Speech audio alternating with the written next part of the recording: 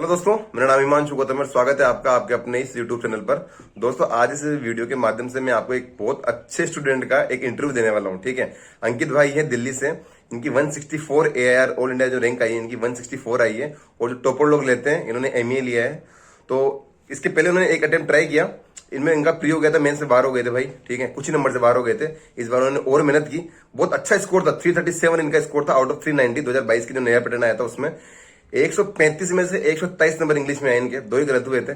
ठीक है, तो काफी चीजें हैं जो जानने लायक है इनके बारे में। तो मैंने रिक्वेस्ट की इनसे और इन्होंने अपना पूरा इंटरव्यू अच्छे से एक एक चीज के बारे में, रीजनिंग, इंग्लिश, जीके, इन्होंने कहीं से कोचिंग भी नहीं की। ठीक है, इन्होंने यूट्यूब से पढ़ाई की है। मॉक्स के बारे में इन्होंने बताया, प्रीवियस ईयर को कैसे यूज करना चाहिए, प्रीवियस ईयर क्वेश्चन उसके बारे में बताया। काफी अच्छा इंटरव्यू है, टाइम निकाल के इंटरव्यू जरूर देखना। Thank you. हेलो भाई लोग।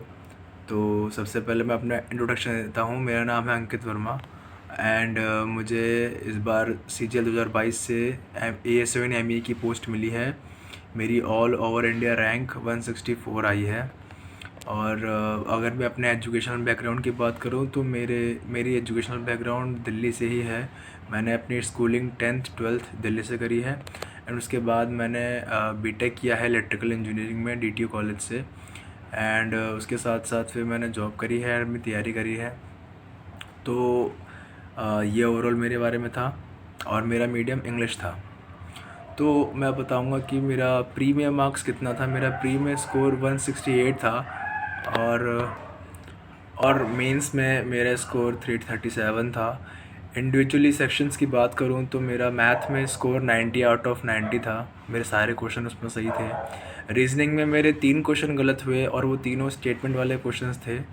तो ओवरऑल रीजनिंग में मेरे मार्क्स 78 बने। GS के सेक्शन में मैं कहूँगा कि मेरे 6 क्वेश्चन गलत हुए, 3 मैंने अटैम्प्ट नहीं किए थे। तो मेरे ओवरऑल नंबर GS में 42 बने थे। और कंप्यूटर के सेक्शन में मैंने सारे क्वेश्चन अटैम्प्ट किए थे और मेरे 12 क्वेश्चन सही हुए थे, तो मेरे 28 मार्क्स उसमें बने।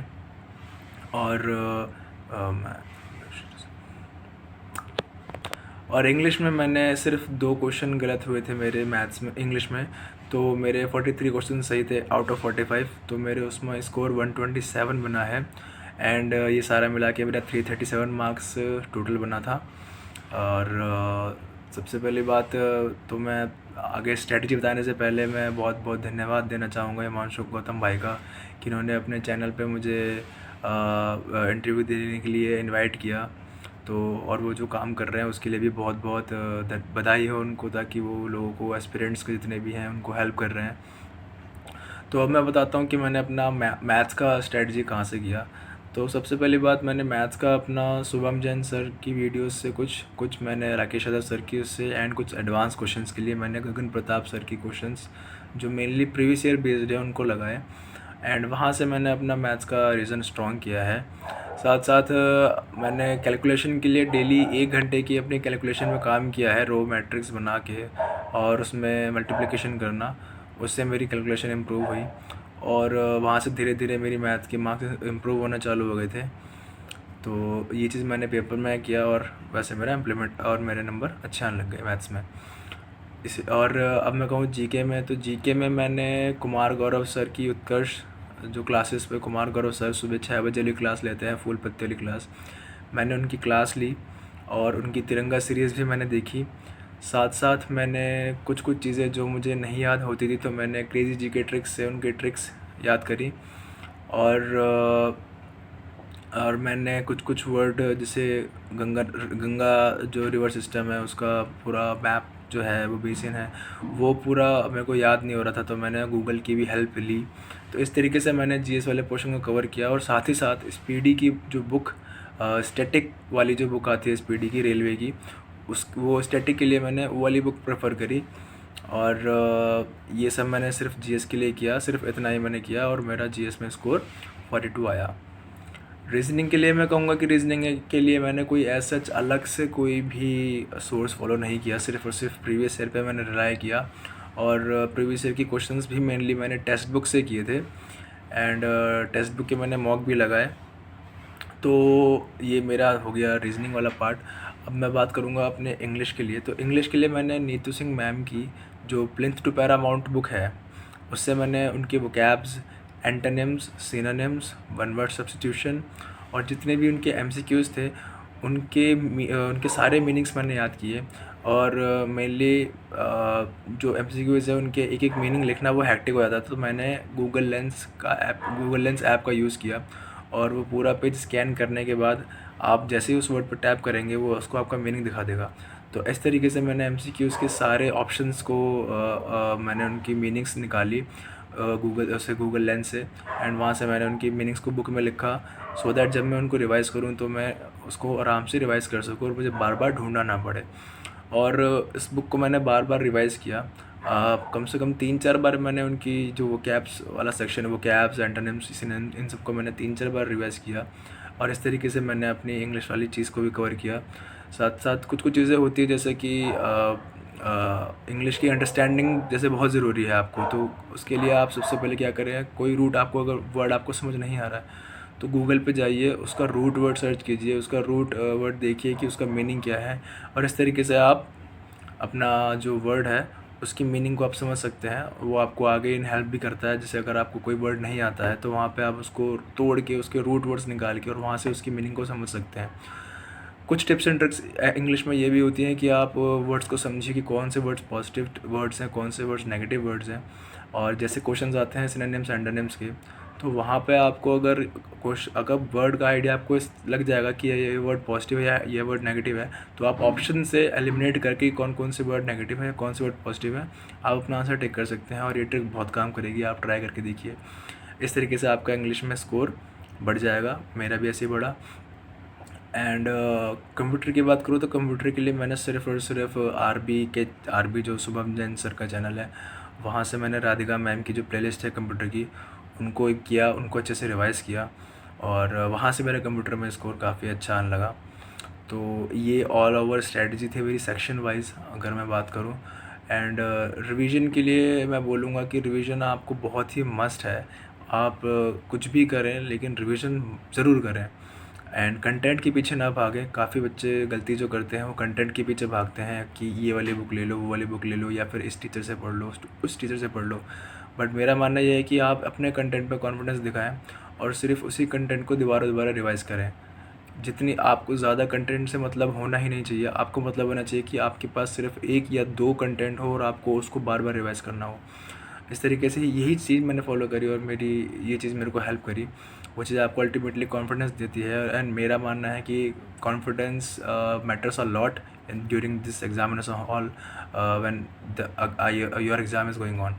तो आप सबसे पहले अपने कॉन्फिडेंस पे काम भी करें। एंड मॉक के लिए बहुत लोग कहते हैं आपको कि मॉक अच्छे से करें, एनालाइज करें, बट मैं कहूँगा कि आपका मॉक का एनालिसिस सिर्फ और सिर्फ आप क्वेश्चंस का ना करें, अपने मेंटल स्टेट का भी करें, अपने मेंटल लेवल का भी करें। और आप देखें कि आप जब उसको मॉक को अटैम्प्ट कर रहे थे तो आपका मेंटल स्टेट कैसा था, आप कैसे उसको कितना कॉन्फिडेंटली अटैम्प्ट कर रहे थे, आप कितना नर्वस थे, आप कितना एंग्शियस थे, कितना स्ट्रेस था आपको। इन सब चीज़ों का एनालिसिस भी आपको करना है अपनी एनालिसिस के टाइम पे, और वो चीज़ आपको डेफिनेटली हेल्प करेगा। लाइक और साथ मैंने मॉक कहाँ से लगाए, तो मैंने मॉक टेक्स्ट बुक के मॉक्स मैंने बेसिकली किए, एंड साथ में ऑलिव बोर्ड के जो सैटरडे संडे वाले ऑल इंडिया वाला जो आता है वो टेस्ट मैंने अटैम्प्ट किए, just to see where I am standing, मेरी रैंक कहाँ लाई करती है।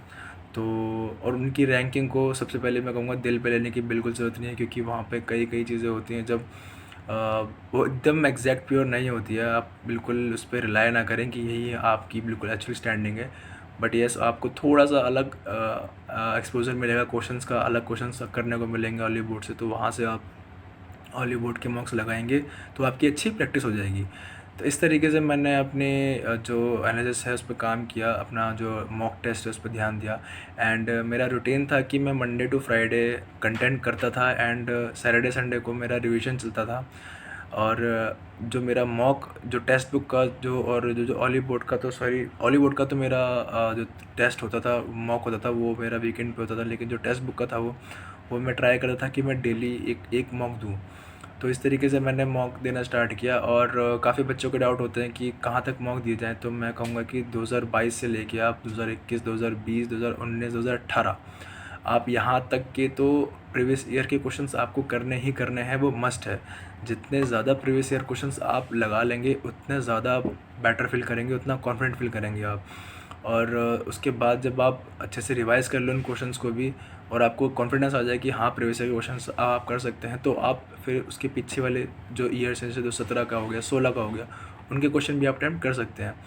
एंड मैंने जो सबसे मेन स्ट्रेटजी फॉलो करी थी कि आप जब एग्ज़ाम देने जाएंगे तो आप उससे पहले 15-20 दिन पहले आप सिर्फ और सिर्फ रिवीजन पे फोकस करें।